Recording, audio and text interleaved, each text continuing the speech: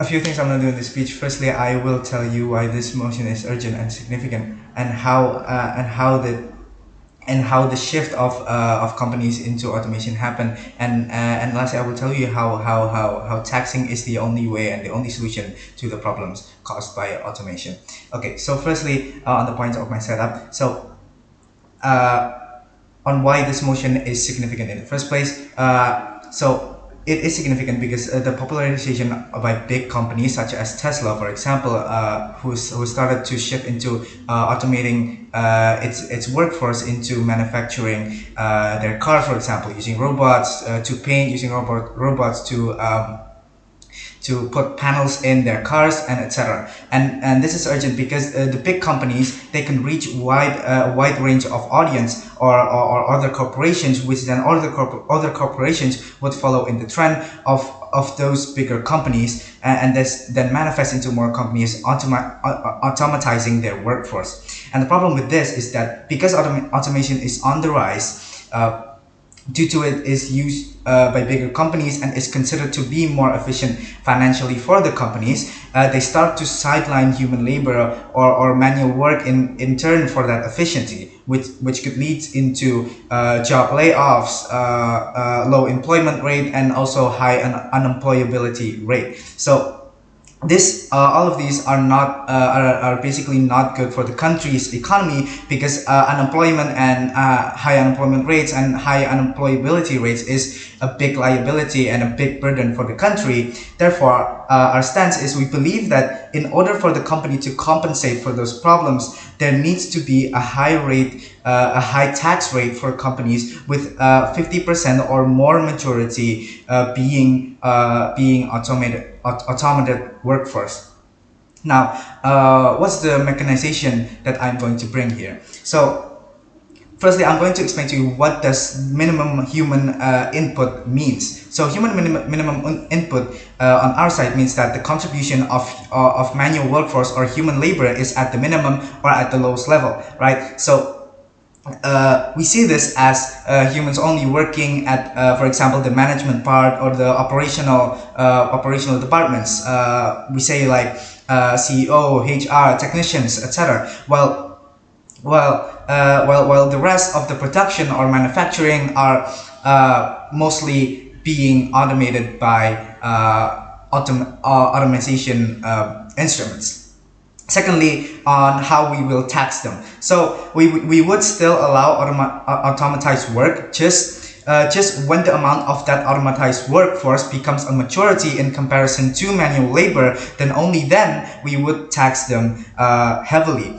And what do we mean by taxing heavily? So we base the amount of the tax obliged to the company based off of how many people they're going to sacrifice. For example, 50%, for example, a company wants to replace 50% of its functionals to be automated and 50% of its human labor to be fired or replaced. Then the company would gain a 50% tax rate increase for that company, and so on and so forth.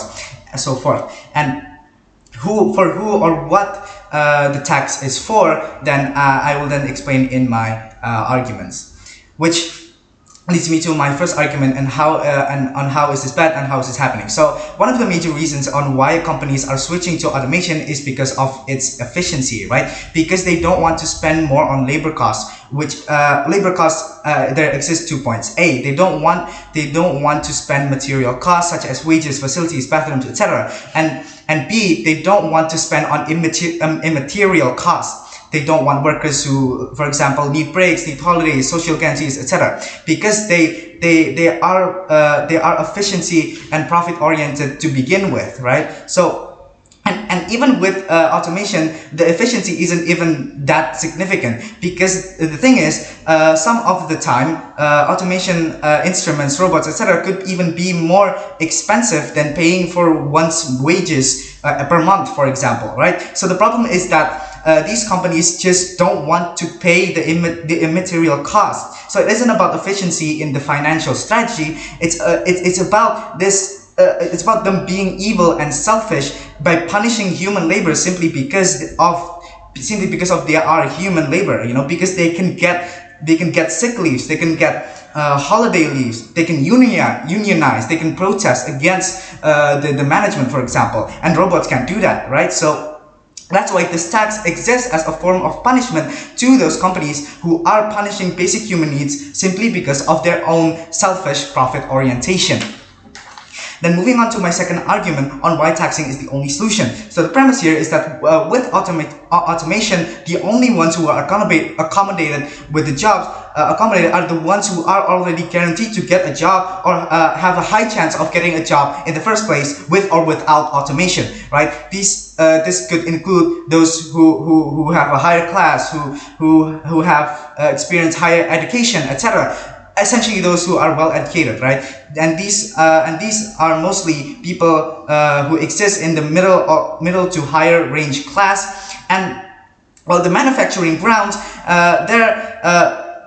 those are purposely exist for the high amount of workers, right? And that's where the government ensure majority of people on the middle to lower class of society have at least a livelihood for them to live, survive, etc. Right? So because of this automation on the rise, they are the most vulnerable victim of it, because they not only do they get fired, they also get more high chance of unemployability, because well, the ones who are getting fired and laid off are the ones with minimum skill, right? They are more pushed away by the more skillful ones who are middle to higher class. So the middle to lower class are beaten by the middle to higher class just because of their minimum skill. And that's why this tax is important, because with automation,